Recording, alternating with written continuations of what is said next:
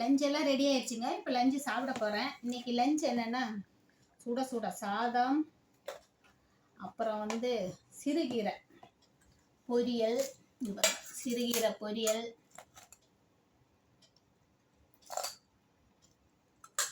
அப்புறம் மாம்பழம்.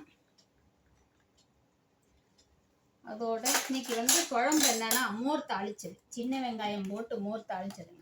பாருங்க எவ்வளோ கலர்ஃபுல்லாக இருக்குங்க, அழகாக இருக்கும். வெயிலுக்கு இதுதாங்க இதமாக இருக்கும்.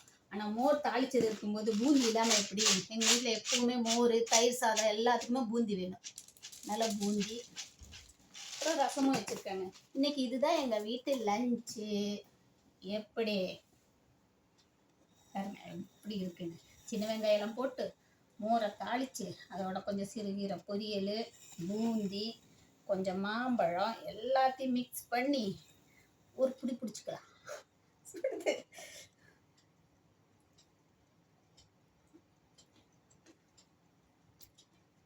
செம.